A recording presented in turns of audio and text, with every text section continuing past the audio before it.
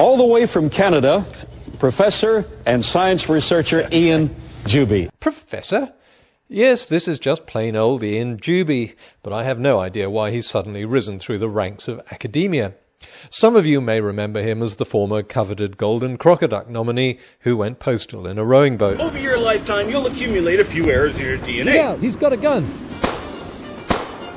Juby is back once again, taking another shot at the coveted award. Someone nominated this video, which has Juby talking to Carl Bau about dinosaur eggs. This is a replica of an oviraptor egg nest. This is what the dinosaurs want to do. Yes. All right. So Well that's what stated. they want to do. Well stated. What do we actually find in the fossil record? We find a number of very radical things. For example, this comes from the Two Medicine Formation in Montana. Again, a replica. It was in green-gray mudstone. And again, apparently this dinosaur laid them in twos, but apparently laid the eggs on the run. Ian, that's incredible. It sure is, because incredible means unbelievable, and I don't believe it for a minute.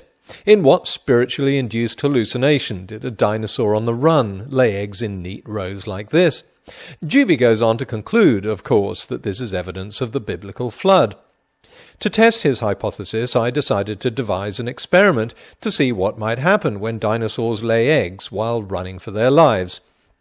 Of course, there are no dinosaurs around today, but chickens are descended from small running dinosaurs and mimic them rather well.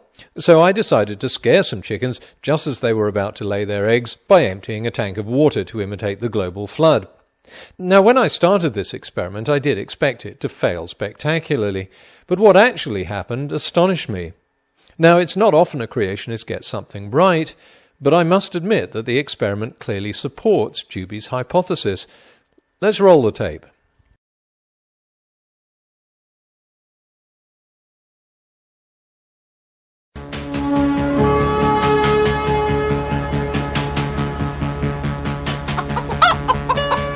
Ian, that's incredible.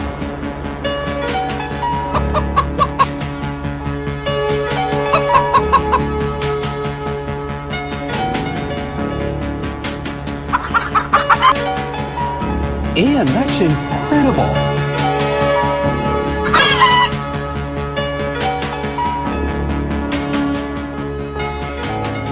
The stunning result was that the chickens not only laid their eggs on the run, but when the eggs were examined later, it turned out they'd formed into neat rows, just as Ian Juby had predicted.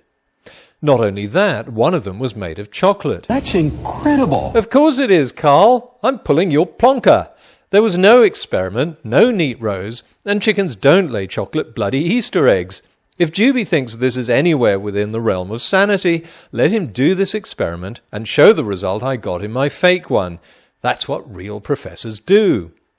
But Juby isn't eligible for the coveted Golden Crocoduck because of a stupid idea. He has to actually breach the 9th commandment, and of course he couldn't pull off this silly egg-laying hunch without doing that. Juby starts off by showing us an oviraptor nest and saying that oviraptors like to lay their eggs in a circular fashion. Yes, that's what paleontologists have discovered. Then he claims another set of eggs should have been laid in the same way because they were laid by the same type of dinosaur. But they weren't. As always, to get to the bottom of this mendacity, we have to check Juby's sources. A lot of this is centralized around an article by Barnhart in the Creation Research Society Quarterly magazine.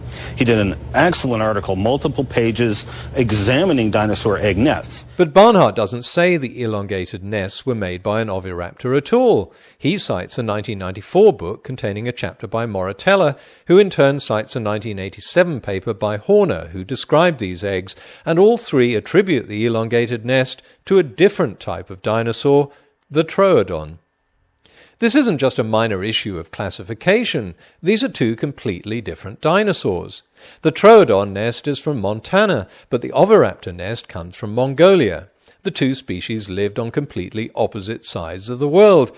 So not only is Ian Juby's idea completely idiotic, it's not even based on a proper reading of his sources. A real professor would have had the ability to read and understand all this. But of course Dewey isn't a professor. He's called that because there's a dearth of scientifically qualified creationists, so they like to create titles for themselves. And if anyone is suspicious of Dewey's fake qualifications, Dewey has a backup. And this audience should know that your IQ is off the chart, and we appreciate that. Yes, he may not be qualified, but he's smarter than you, which means he knows a lot more about dinosaurs running away from a global flood and laying eggs in 2 neat rows than you do. So there. Ian, this isn't personal, mate. You're a very nice chap with a wonderful sense of humour. But if you want to preach what you believe to be the truth, why do you have to change the facts in order to do it? Well, I guess if you didn't change the name of the dinosaur given in the scientific literature, then there'd be no puzzle and no need to invent even the most tenuous link to a global flood. People would think your eggs on the run story was just chicken poop and laugh at it. I'd hate to see that happen.